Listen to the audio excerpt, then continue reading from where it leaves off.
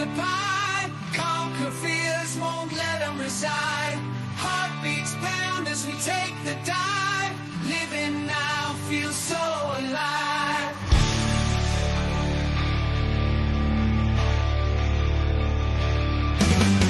Heart steel veins glowing bright. Fitness gone in the dead of night. Fading game, we got the sight. Crushing finance, career out of sight. Man up now, we own it true. Breaking change, just me and you. Success stories everywhere. Living life beyond compare.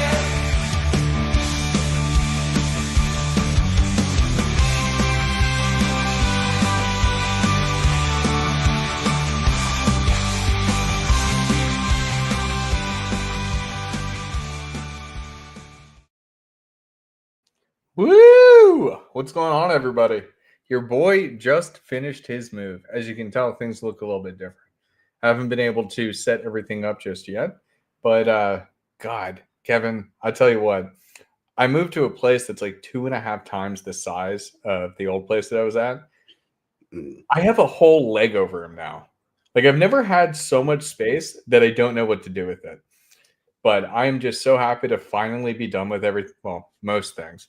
Still got to unpack some stuff, but I am just so happy to be done. How are you doing today? I'm doing good. Doing good. Weather's really nice here in North Carolina. Went and donated blood this day. Did my good deed for society.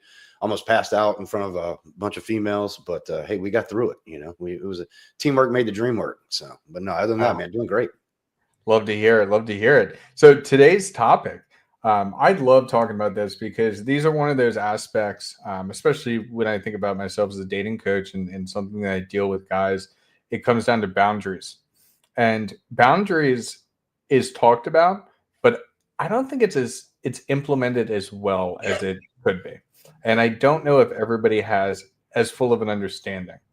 Now, boundaries are essentially your line in the sand of not letting people disrespect you.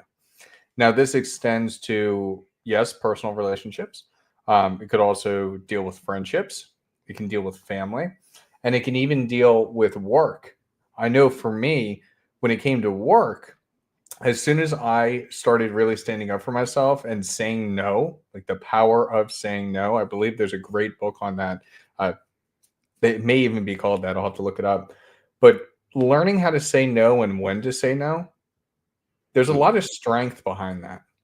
Because I don't know what it is that's ingrained in society or ingrained in men. We always want to say yes because we don't want to upset somebody else. But when you have that power to say no and stand by it, people respect you a lot more and you end up going a lot further in life. Yeah, I agree with that. You know, especially when it comes to occupation, you know, especially us as men, when the boss comes to you, or even if you're the boss and you've got, you know, upper management coming at you and saying, saying no is not our first reaction. But if we learn to say no, but then learn how to follow it up with why it's a no, then that makes it a little bit more palatable for whoever you're saying it to. And if you put yourself in their situation and you're saying no, you'll see that it's not as bad as most people think. But as men, saying no is almost a form of weakness that a lot of us find. And at the end of the day, if you have a legit reason on why it's a no, and here's why it can't be done or why it shouldn't be done, then you'll get a lot more respect out of saying yes and then failing. And that's where a lot of men make the, especially young men, start a new job. You don't want to tell the boss no or say I can't, you know. But if you learn how to do it in a tactful way, it's far more your benefit in the long run. Absolutely. And I just had literally this exact example happen to me today. So I'm on some larger projects and I'm moving around, and I may actually be moving from my team soon, but we're figuring that out as we go along. And my boss comes to me with the major projects. And so there's me and another business analyst on the team. And this major project's coming through. And his first instinct is asking me, do you have the bandwidth? Now, I can do it. I probably shouldn't have said yes, but I kind of wanted the challenge because it was in a different area of the business I haven't worked in before. But it's in those moments that when you can control your workload, everything becomes easier, and people know that know when they ask you something, your yes has a lot more gravity than it would otherwise. Because if you always say yes and then you fail, well, then people don't trust your yes. I Yeah, think that that's so important when you set boundaries like that, and the reasonable boundaries. Again, as you said, tact. yeah. There's an absolutely perfect example, or a perfect, not excuse, but reason why I shouldn't be on this project, but I wanted to take it anyways. And those lines in the sand are just so important because nobody wants a yes man. No, no, especially one that, like you said, you'll get a loss of confidence in them if you're always saying yes, but you're never only getting half of the work done that you said you could, or not even getting it done at all. But if you learn to say no in the proper way, never say no, that's not my job. No, that's not what you hired me for. No, that's No, that's above my pay grade. yeah, something like that. But no, I can't because I'm working on this, this, this, and this. Once I get this, this, this done, yeah, maybe we can jump on that. However, if you can give me 2 more people and we can work on it together, we can possibly get that done. However, right now in this situation, since I've got X, Y, and Z going on, I really can't take that on and be successful with it. Not the way I want to be successful with it. And you will get more respect from whoever's asking you by explaining that instead of just saying no, it's not my job, or no, I can't do it. Then if you will say just okay, yeah, I'll try, but if I fail, it's not my fault. Yeah, no, that's a great point because I think that when we think about no, I think about like the, the some bratty girls that I've dated in the past where it's always like no. It feels like it comes with sarcasm. But when you say it the way that you just did, no, I don't think that that's going to work because of X, Y, and Z. But I'm more than happy to work with you on this if we can do X, Y, and Z. And that again comes with yeah. There you go, Rodoku. No, Yeah. love it. I think it's really good that we're talking about how to kind of stand your ground on boundaries. I want to take it back though. When it comes to boundaries in these different types of relationships, how do you even figure out what boundaries to set? Well, I think first of all, you have to look within yourself and figure out what your boundaries are. Especially when it comes with friendships or personal relationships, romantic relationships. You got to really take some time for yourself and figure out what you really expect. What's going to make you happy in the relationship that you can articulate to the other person in a better manner than I don't want you to do this, than not thinking about it all and then worrying about an issue to rise and then setting a boundary because it's already been crossed. But Yep. if you haven't set your own boundaries up for yourself and what you expect out of a relationship, then you're setting yourself up and your partner for failure in the long run. So I think the first thing is really look inside yourself, have a 20-minute conversation with yourself about what you really want to set as boundaries and what really will affect the relationship and what really might not. So that way it doesn't have to become an issue.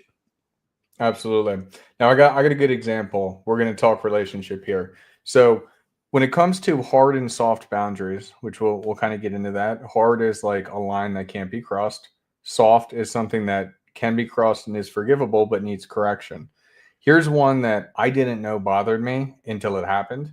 I was in an argument with my girl, and she started being like, "Okay, sir," and she started having that like this sarcasm with sir, and that ticked me off. And right then and there, checking the behavior, I said, don't you fucking speak to me that way. If you fucking speak to me that way, then this is never gonna fucking work. And I held my ground there. And Mhm. God, I think it was like the next day, like she ended up like cleaning the entire apartment, made me breakfast in bed, and it was like an absolutely fantastic day. Like she realized that she was stepping a line and disrespecting me, but because I stood my ground on it, everything went back to normal. So you don't necessarily need to be like, all right, we're now getting into a relationship. These are my boundaries. This, and this. Yeah. Some of them are implied. I expect you not to cheat on me. Yeah. But you don't need to be necessarily listing them out. But when a situation happens and you're not okay with it, you need to correct the behavior And it's not just with relationships, it's with anything in life. I mean, Mm. hell, I had to do it at one point with one of my bosses because he likes to joke with people, but he was pressing me a little too hard, and I turned it right back on him, and I'm sure he felt pretty embarrassed, and he's never crossed that line with me ever again.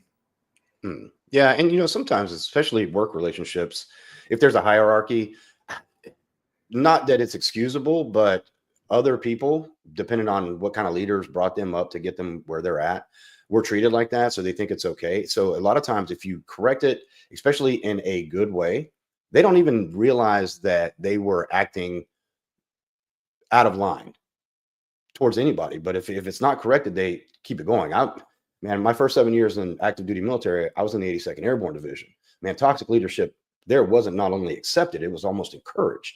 But as I progressed and got out of the 82nd and started going to soft units and other big boy units that it wasn't tolerated, I had to be put in check a couple of times. But fortunately, I had really good leaders that put me in check in the right way, instead of just saying, embarrassing me in front of everybody else and pulling me to the side saying, hey man, we don't really do it like that here.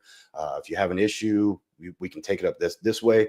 And that helped me in the long run. But unfortunately, some people don't have those type of mentors to help them along the way. So usually it is a time when a boss or a manager has to be kind of confronted by a subordinate to make that happen. But where it really can shine is if that manager can hear the subordinate's complaint, accept it, and then move on, instead of just digging their heels in and trying to go harder.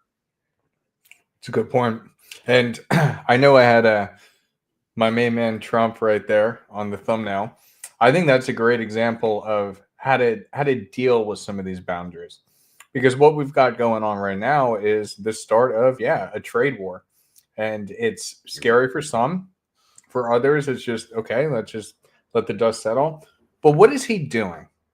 What he's doing is he's actually enforcing the boundary of the United States for the first time in God knows how long, by saying you're going to stop taking advantage of us and you either come to the negotiating table or you're going to have some crazy tariffs put on your goods, and essentially trade with the United States is going to end. And what did he do over the weekend? Well, he was playing golf. Why was he just playing golf? And why didn't he make a statement? Why is there something else not going on? Because he set the line. He set the boundary. He reminded them of the boundary. He has nothing else to do. It's up to them to come to the negotiating table. And I think it's very important that us as men, when we do set boundaries, you got to stick by them. Because, you give somebody an inch, they'll take a mile. So if we have, you have this self-respect for yourself and you let somebody walk all over you, well, if you don't check the behavior, they're just going to continue doing it, as you said. And so there's a right way and a wrong way of doing it and a right way of addressing it. But the most important thing is you need to be addressing it. Yeah, of course. And the sooner you do it, the better off you'll be in the long run. Because if you are the one that's getting, berated, picked on, whatever, and you let it build up to a point where you set your boundary in a violent way or a assertive way that might be offensive to others, then it only makes you look bad. But if you can do it in the beginning and do it the right way, it'll only help the working relationships, the romantic relationship, your family relationship in the long run. Because especially with family, when there's a hierarchy, parents, sons, daughters, that kind of stuff, it's very hard to enforce boundaries in family. I think it's probably harder in family than it is in any other type of relationship that you have, especially if it comes why? from, Do you know why that is? powdered butt syndrome is what a lot of parents have. And, they think, well, I powdered your butt when you were a baby, so you can never know as much as I do. Or if I didn't teach you that, how can you possibly know it? And there's always that dynamic that a lot of parents have. And unfortunately, it's not really their fault, but as you get older, if you can, instead of blowing up at them, yelling, screaming, that kind of stuff, getting irritated, and really converse with them in a mature way, they will start to come around. But here's the thing, when it comes to family dynamics, if you can't fix it, don't let it bother you. Just move on. I mean, You know, we say it all the time. I say it all the time, especially with my dad. Can't change the stripes on a tiger. It used to really bother me. However, now I don't let it bother me. I just don't let those situations come up anymore. Yeah, no, it's a great point, and that's actually what I'm dealing with right now, and that's what I wanted you to get to, the powdered butt. In addition, if you just think of it like any type of relationship, if a relationship is one type of way, and it's that way for so long, it's very difficult to then change that dynamic. Mhm. So even if you think of with your relationships and whatnot, if she's walking all over you in a certain way, you've never corrected the behavior, then it's going to keep happening, and it's going to be very hard to unwind that. That's what I'm dealing with my parents right now, because I'm an adult, but I still want to have a good relationship with them. However, they cannot break past that powder butt syndrome. And Mhm. it's gotten to the point where, yes, I have blown up. I've gotten very emotional with them. And I have many times throughout my life, because I'm so frustrated that they will not speak to me on the same level. Now, granted, way back when it's like what, like 8 years ago or something, when I had moved back home with them for a little while, that dynamic shifted because I was setting those boundaries and enforcing them each and every day. But it's like out of sight, out of mind. They revert right back to how they were, and it's very frustrating. But it's because of that time, the time that you've had that relationship with that person, and those boundaries had not been enforced. Because as a kid, you can't exactly enforce your boundaries in an appropriate way, so it's very hard to get them to shift into the dynamic as it's supposed to be now, because they're so used to how it's been for so long. Yeah, yeah, and you're right. As a child, even even if it bothers you, there's and even children, we don't really know how to express how it's bothering you, and other than to get emotional or even worse, lash out. But as you get older, I noticed with my family, once I moved out and started doing my own thing, wasn't asking for anything but other than just a conversation here or there, the dynamics changed a little bit. But then I can still see it. I'm 46 years old. My dad's 73. Sometimes there are still certain aspects that whatever I say can never make sense, but I accept that now, and so I don't get into those situations with him, my mom, any of those. But it took me a long time to learn that, and then instead of getting worked up about it, I just learned to recognize that's going to happen and just moved on. And that's helped a lot, especially with family, because I've, like I said, I'll say it again, setting boundaries with family members is far more harder than it is with anybody else. Friends, girlfriends, boyfriends, Hmm. coworkers, that kind of stuff. They're going to be the hardest ones to set boundaries with, that are going to be respected. Yeah. Yeah, and when it comes to not just setting boundaries, but beginning the practice of enforcing them, God, like being able to say no or being able to stand your ground on things, which is what I've had to do recently with the fights with my parents. And this again is just comes from my mom's drama. It's all stupid crap. Um, but just that initial step of saying no or standing up for yourself the first time, while it may be intimidating, the more you do it, the more you'll see that people actually respond positively to you. Mm. When you think of, let's just go back to the workforce for a second. When you think of the people on the team that are the most respected or the most high up or whatever, do you really know what they're doing all the time? Because Mm. they're probably not doing as much as you really think that they are. But it's because they've created a controlled environment by saying no. So even if it's just on the small things, start practicing saying no. And heck, even start by just saying no to something that may not be a hard boundary. Maybe it's a soft boundary, or maybe it's not a boundary at all. But try it. Because I'm telling you, when you do start doing that, you get more of a positive reaction out of people than a negative, and then it builds respect across the board. I Mm. think that's very important for a man, is to command respect. Yeah, yeah, and I agree with that. And a lot of times, especially in the workplace, if your boss ever asks you, "Hey, let's go to lunch today. I'm buying," but you don't really want to go. You brought your own lunch in. That's a great Oh, moment. don't even get me started about this. I got a story about that right That's a now. great one Sorry, to I've start got to by saying interrupt.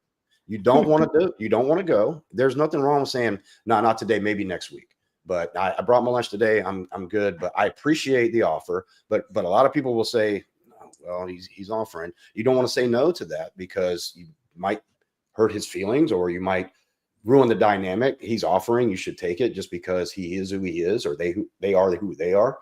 But that's a very small one to start with, is, and something like, well, in the corporate world, we know you don't go have beers. You don't let, your coworkers into your private life up to a certain point. But, those are the small ones that you can start with that are going to start cementing those small aspects of respect, that you didn't want to do it and you weren't afraid to say no, but you had a reason why you didn't want to go. You don't want to go out after work, or you don't want to go to lunch because you brought your own, a certain diet you're eating. And, you say no to, that. But if you're always, well, yeah, but if you don't want to do it and there's nothing wrong with not even standing up for yourself, but saying, no, I appreciate the offer, but no, not today, not this weekend. Maybe next week we can, maybe next Thursday we can do lunch. And then you can plan for that. But those are the little small ones that you can start. And that's not even just for work. That's, if your sister calls you up and wants to go to lunch, but you don't really want to go to that day, or she wants to hang out, but you're not really feeling it. There's nothing wrong with saying, no, I'm not really feeling it today. Maybe some other time. I appreciate the offer. But those are the little ones that you can start to build up that confidence. So when the bigger ones come up, you're not as apprehensive to set a boundary or say no to something that possibly you can't do or you don't want to do. It was a good point. And this is the story I want to share with you, because this was so funny to me. This was the first time in my career I had ever said no to my boss inviting me to lunch. And he was inviting me to lunch because he wanted me to be the first person he was telling that he was going to be leaving. And he wanted to make me aware, so I was prepared that I should probably get out too. And he wasn't wrong, but he got so the way that I handle lunch, lunch for me, because I'm an extroverted introvert. So although like I'm doing things like this and I'd like to be loud and like whatever of the party, I need that recharge time. So every day lunch was my recharge time. I would take an hour. I would go to the local Wawa. I'd get a sandwich. I'd just sit in the car. I would listen to music, listen to a podcast, just essentially meditate and just reset myself for the rest of the day.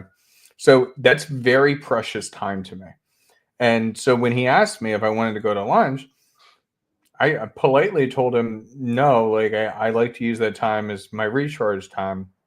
And he got so upset with me. It was wild. I was not expecting that. He got like completely upset. And he was upset because he wanted to tell me, and he had a rule of not talking about certain things like that on company property. And there wasn't really a lot of time before he was leaving.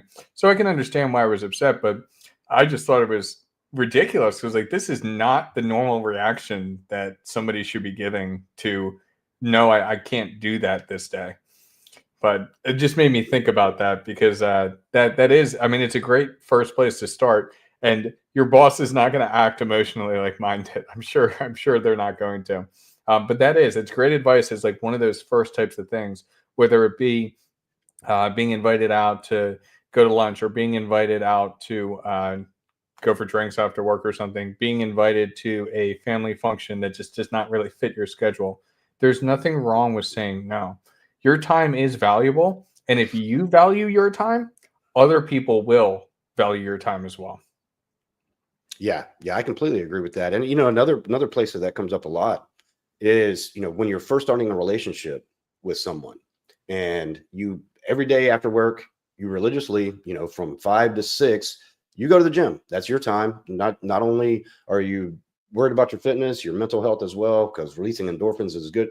But she comes to you and she says, at week 2, after work, let's meet here. They're having a special for dinner, and the special is from 5 to 6. Well, that's your gym time. That's what all you've done. But if you say, because a lot of guys will do this, especially in the beginning, not to want to ruffle feathers, they'll say, okay, yeah, I'll do that. And then you miss one day of the gym, and then it happens again and again. And then finally you say no, but you've already set that precedence that Well, what's more important, me or the gym? Well, it's not about importance. It's about, that's my time to go work on my fitness, my mental health, and other kind of things. But if you don't set that boundary early by saying, okay, well, we'll just have to skip the special. I go to the gym every day after work from 5 to 6:30. So maybe we can do something after that. But no, that's my time. There's nothing wrong with setting that. But if you don't set that in the beginning, then when you try to set it later on, that's when it can become an issue. But that's another small one that another small no you have to say. But if you say it in the beginning, you set a precedent, and then that's just how it is. But a lot of guys, especially starting out relationships, it's not that they're being yes men, but they don't want to say no because of fear of reprisal, of maybe a negative reaction. And a lot of guys get caught up in that, especially in the beginning of relationships, that they don't say no because they're afraid of the reaction that might be, which you shouldn't never be afraid of reaction, just saying no to going to dinner or something like that, or going to their house because you have something else that you do. But a lot of guys make that mistake, and not just in relationships, but especially when you're starting a new position or you've just got promoted and you don't want to set a precedent, you don't want to ruffle feathers, so you say yes in the beginning even though it's putting too much load on you or making you uncomfortable because you might not be able to get it done. So you don't do it, but then you try to do it later on. And that's when it becomes a bigger issue with either the relationship or your family, jobs, anything like that. But to me, that's a very small no. But going to the gym is something that I will do every day after work. And I get it. You have something, but I'm not going to skip a day for that. We'll have to find another place that had another special later on or something like that. But that's, not setting them early enough with yourself. It only digs your hole as a personal, especially men, deeper of being able to say no in the future. That's a great point. And I got a story to share about this. My girl, when we first started dating, she was living at home, but she started frequently coming over more and more and more until the point that she practically lived with me. Now, I would tell her, and Rodoku, great point. They don't want to rock the boat and risk losing the good thing they have, because that's exactly what happened here. She would go home and I would let her know when she could come over. Typically that'd be like 7:30, 8 o'clock. And so she was coming over every single night. But that gave me enough time from end of work at 5 until around 7:30, 8 o'clock. So it gave me at least 2.5, 3 hours to go to the gym, to do whatever else I needed to do to get stuff done. And it gave me like that relaxing decompression time. Hmm. Now, as time went on, and especially once we moved in together, to me, it was implied that I needed decompression time, but she doesn't understand that, because now instead of coming home from work, she's coming home to me and I work from home. So it's like all of a sudden, all of that time that I had for decompression is gone. And I didn't really say anything about it for a while until I ended up getting more and more frustrated that I didn't have time. I didn't have me time anymore. Hmm. And so that ended up being somewhat of an argument, because I thought it was implied, but it wasn't. And so when you don't set those boundaries in the beginning and don't stand firm on them, uh, people don't know. Hmm. Like, she didn't understand how important this time was to me. And I didn't say anything about it because I just thought she got it. But that's why it's so important to have that healthy communication and setting those types of boundaries, even if you think it's a boundary that doesn't need to be stated, which in this case, I didn't think it needed to be stated. But I also wasn't paying attention to the fact that our entire dynamic was changing now that we're living together. Yeah. So it's harder when you don't set it in the beginning to then get it back in place or get it in place at all, because on her end, she didn't even know it existed. Hmm. So that's a very good point, is setting it in the beginning and make sure you're clear with it. People can't read your mind. Yeah, they can't. And it's the kind of big joke that women expect men to read their mind, but we're guilty of it too, in some aspects. And especially if you can prove that the me time that I want for myself, that is me time. Okay, I'm not just want to avoid you so I can go go to the bar and talk to other females or go out with the guys and get blasted drunk. No, I mean, this is time that I have for myself. And also be reciprocal on that, just like the tariffs, be reciprocal on that and respect their me time if they need it as well. Especially if they can prove that that's what they're, they need their decompression time for themselves as well. But that's where a lot of men, kind of screw up too, is, first of all, not being able to articulate that expectation of having me time and respecting that, and using that as an excuse to go do wrong things, Mhm. but that, I mean, that's just what a guy has to know for himself. But one of the girls I dated here, well, it's been about a year or so ago, she could not understand that on Sundays I like to play golf by myself. It's like, what do you mean by yourself? You don't go with friends? I was like, well, sometimes I get teamed up, but no, I like to go because I can do a lot of thinking on the golf course. I'm doing something that I enjoy doing. And yeah, I do it by myself. And it was very hard for her to comprehend that in the beginning. But then when she realized, oh, well, he's telling the truth, because there's, a lot of women out there have been, duped by guys that say shit like that, saying they're going to play golf by themselves, but they're at the fucking strip club.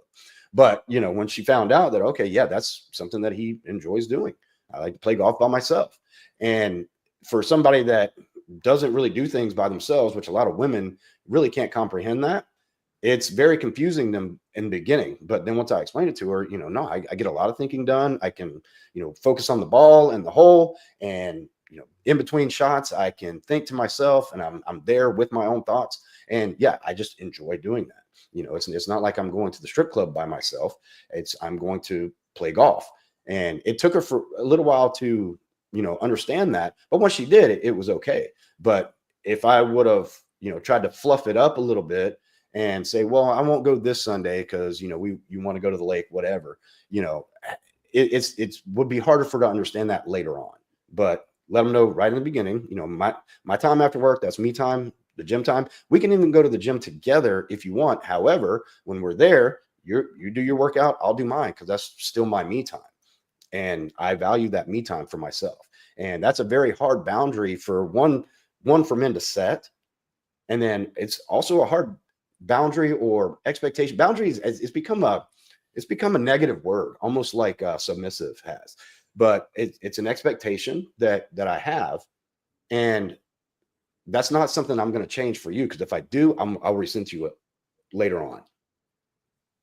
No, it's a great point. Rodoku, I love it. I like to go to the club by myself, hon. It's just me time. Don't worry about it. Yeah. Well, I mean, that's other boundaries we'll probably get into later on, is like when, the girls' nights out of the club, when we're supposed to be in an exclusive relationship, that's, that's another one that you have to tactfully learn how to bring that up, just like maybe, if you still have exes in your Instagram, in your DMs, and in your, even your text messages, that's something that we would have to talk about. But yeah, I mean, it'd be very hard to explain to a woman, because it would be very hard for a woman to explain to me that I just like to go out and dance at the club by myself, and that's my me time. It would be very hard for me to understand that, just like I would think it would be very hard for another individual to understand that as well. Absolutely. And it's funny because when a woman truly loves you, they do get incredibly possessive. So trust me, going to going to Miami, going to Vegas, uh, going to Atlantic City, going even just to go see you guys, and even just going on work trips. My girl gets so nervous because she sees how I move a room, and she just does not like the idea of me being in those environments. But hey, it's part of my personality, so she's just got to deal with it. But we've got a special guest hopping in here, Mr. Justin. It's been a while. How you doing, brother? Do we got you? Oh, I think you're muted, Justin. There you go. The audio is not coming through. We'll let him get that sorted. But Mr. Justin's very good at talking about boundaries. I mean, with all the dominant stuff that he talks about, I'm sure he's very much understands his boundaries and how to set them and how to enforce them. So I think he's probably got some great insight on this. Is it? I swear, man, so many guys have just so many issues with this, and there's nothing wrong with it. I think it's like innate. You want to be a people pleaser, but it just becomes like a superpower when you're able to set those boundaries, stand by them appropriately. You actually become the leader of your ship. You know, we talk about on the dragon ship. What is the dragon ship? It's about, you know, going Check, on a check. journey. Gotcha. Yeah. Perfect. Got me now. Yeah, it was in the system settings. It wasn't set up, but in the StreamYard it looked fine. But anyways, yeah. Thanks for having me on. It's a nice chill afternoon, so it's a good time to use my time. Yeah, glad to have But you. yeah, it's certainly a good topic. Because it's not just about like having them, right? Because how do you set this up? It's like whatever you create is going to be an extension of who you are, right? Mhm. So it's like when I'm talking to guys about getting in tune with their needs and desires, for example, if you're coming at it from a place of simpish neediness, nice guy syndrome, all that stuff, to you in that state, it's going to feel like very genuine needs and desires until you start reverse engineering everything, start taking it apart, and you're like, oh, those are just extensions of my nice guy simpishness, right? They're not real needs and desires. I'm using them as a mechanism to feed my nice guy syndrome. So in the same way, boundaries can be that, right? So I hear guys on social media, she can't go anywhere without me. She can't go clubbing. She can't go to the beach. She can't go to the fucking grocery store, right? Without my consent and without my accompaniment, right? Because, there's some big bad penises out there that might stick inside her, Yeah. So when coming from a place of fear, those boundaries, though they may seem strong on the surface to people who are looking and listening, they're actually out of fear, right?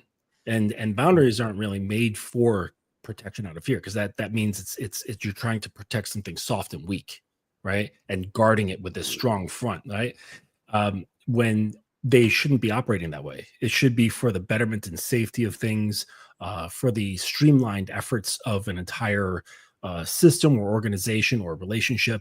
Like it's there for efficiency, not, boundaries are there more so for efficiency, not like protecting your scared little ego or your fear of other guys' dicks, Yeah, that's actually an amazing point. I didn't, and that was worded so well because that is what it is. Boundaries are to keep your mission, right? So my mission is to have a beautiful relationship, a successful life, have a family, all those types of things. So my boundaries are going to be anything that is not going to allow that to happen.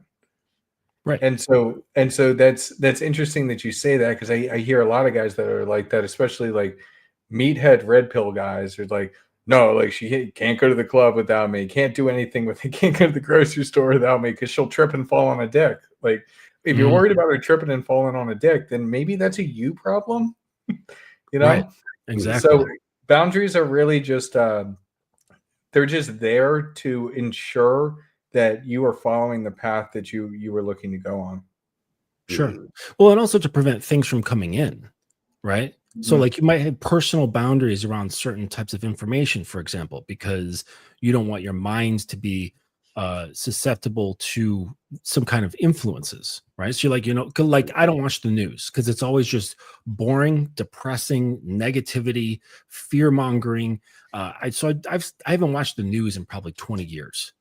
So that's a boundary of mine. I do not allow that kind of information to permeate my mind, right? So that's, so boundaries are also like preventing things from coming in as well as things going out, because you could be like, I have a boundary against drinking, right? I know it's not good for me. I've got, say, like alcoholism in my family or something like that, and I think I might be susceptible, so therefore a boundary for me is I don't consume alcohol. So the boundary kind of works in both directions. Yeah. No, I like that. And especially too, like when you think even just alcoholism, like your boundary, it it's weird when you have to like quit something and maybe your friends or a lot of people you're hanging out with do that same thing and you have to say no to them about hanging out with them, but you need to have that boundary to stay your own path. And just Mhm. because you say no doesn't mean they're not going to be your friends anymore. I think a lot of times people they get it's not just in relationships, but it's in those personal relationships. They're worried that if they say no, then and dude, this even happens to me. Last time it happened was a couple of years ago. I go to my buddy's house every single year for a Halloween party. And one of the years I had to say no. And I was so worried about saying no because I had to say no to his birthday. And then I had to say no to that. And I was like, I already said no twice. I don't think he's going to invite me to anything else again. And that's just me. Like, I'm like, what am I talking about? Like, we're like best Right. friends and we have been since college. Like, why would I think that way? And so it's just, it's kind of like an innate type of thing that we have, but understanding that it's not, nothing is as big of a deal as we make it out to be. But when there's certain things and certain environments that are not conducive to our own personal success, everybody's looking out for themselves. So if it's not conducive to our own personal success, just don't deal with it. Yeah, Yeah. absolutely. And I think something you said too, Alex, that because that's a big one. If somebody decides to, quit drinking and, or stop doing something that they feel is negative in their life, unfortunately, yeah, sometimes you will lose friends over that. Because if you don't want to be around it, because I've been that guy that went out, and I did notice that if I wasn't drinking, how annoying people can get when they start drinking, and it's not their fault because I've been an annoying guy too. I'm not saying that, but if you make that choice for your life and that's not something you want to be around, yeah, unfortunately you might lose some friends in some certain aspects. But you know what? At the end of the day, Mhm. that's okay. Not saying they weren't your friends to begin with, but if we can only be friends if I have to do something that I think is a negative part of my life again, then so be it. Now, if you still need me to pick you up from the airport, that kind of stuff, hey, yeah, still be there. That's fine.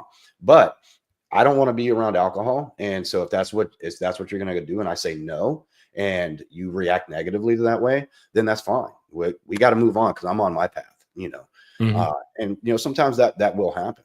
But like the big one, like Justin, you brought up, we will see some guys that she can't do nothing without me. And I can kind of understand that mentality. A lot of times guys are brought up like that, but the biggest one that's probably the biggest divide between men and women is the girls' night out or the girls' trip. And when you try to say, okay, we're exclusive, and it's not something that I really expect for my girl to do because we're in an exclusive relationship. To me, going out to clubs, dancing, drinking around the guy without me there, that's something single people do. So if you want to act single, then maybe that's what you should be.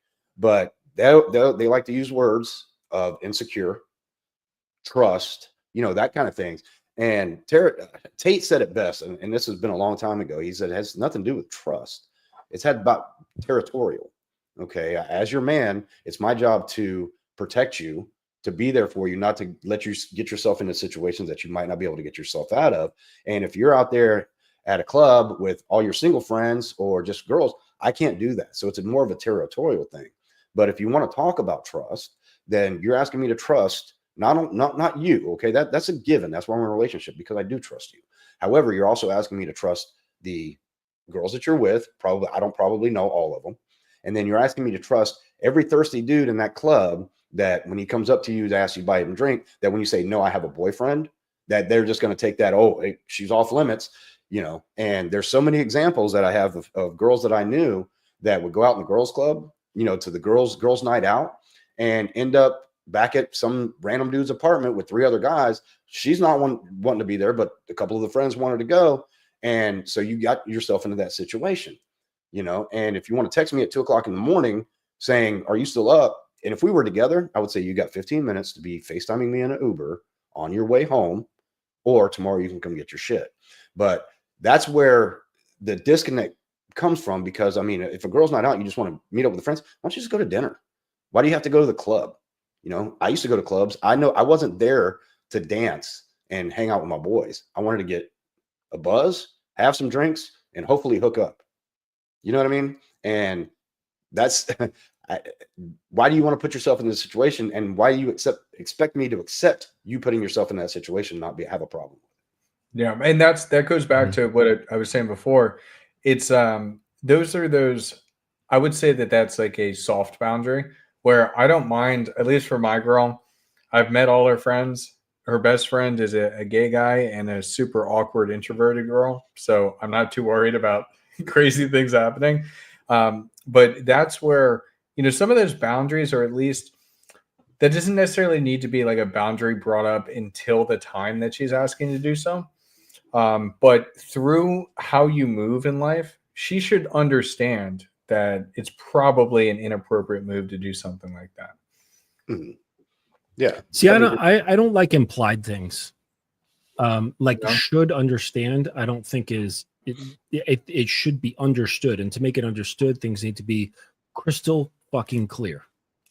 You are not to do X, Y, Z. Right? It's just that's like I don't think, it's the whole like assumption thing, right? Making an ass out of you and me. It's really true, And about the thing about like the getting in trouble and all that sort of thing. What I've experienced is when they go out, they'd rather not be with their friends, so they'd rather be with me. They're going out with their friends because they couldn't be with me. Like they were the second choice. I'm the first. The first couldn't be had, so they're dealing with the second. And oftentimes it's like, can't wait to leave and get back to my man. Like, so in my world, I don't have any concern about that. My girlfriend does check in, right? Like I'm leaving for work. I've arrived to work. I'm going to the salon. I'm going to meet my friends. I'm doing this strictly for the fact that I'm in New York City and there's a lot of fucking crazy people here. Yeah. All right. Yeah. So if there was an incident where she goes missing or something happens, I can call the police and say, hey, last I heard she was at, 6:30 p.m. boarding the F train. That's the only reason, the only one. That's it. Because I have a firm belief of having like an open door policy, right? Because the harder you try to hold something without their desire to have it, right? So this goes into power dynamics. When you try to dominate, you try to control, they just want to squirm away, right? It squeezes out of your hands. And it comes in words, it comes in your intention, it comes in your actions, right? If you have this open door policy, all the while you are seeding in anchors and influence of like desire, need, dependence, influence, and you have this open door, they're like, well, the door's open, but I don't want to go. I don't want to leave. I don't want to separate. I don't want to be away from your attention, your validation, your influence, your vibe, everything. And you're like, well, the door's open. You can come and go and do as you please. And then that creates this weird thing of like, well, I don't want to. I'd rather you close the door. And you're like, I'm not closing the door. It's going to stay open forever.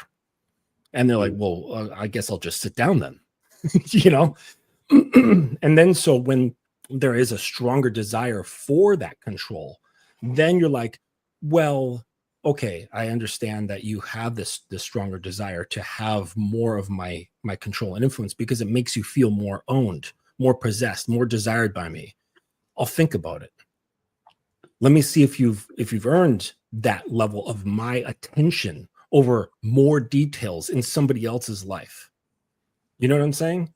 Yeah. So Absolutely. it comes from like a totally different angle. You know what I mean? Saying because then it completely, like it says without saying, you have no leverage in my world.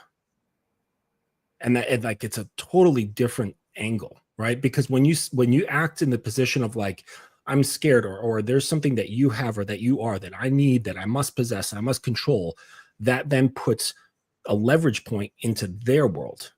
And they say, okay, well, if I really wanted to fuck with him, I would go out and not tell him and then tell him later. And now he's going to get upset. And now she's got control over your emotions. Now she's got you up in a rile. Okay, so she gets kicked out. She won already. Yeah. You know what I'm Oh saying? my God. That's so well said. That's so well said. I'm just looking at time here. I want to dive into this. Are you going to be able to join the Dragons meeting? Me? Yeah. You said is it 6 p.m. Pacific? No, it's starting right now. We're continuing. I Yeah, didn't realize. Yeah, we're on the Eastern time. I'll get you the link for it.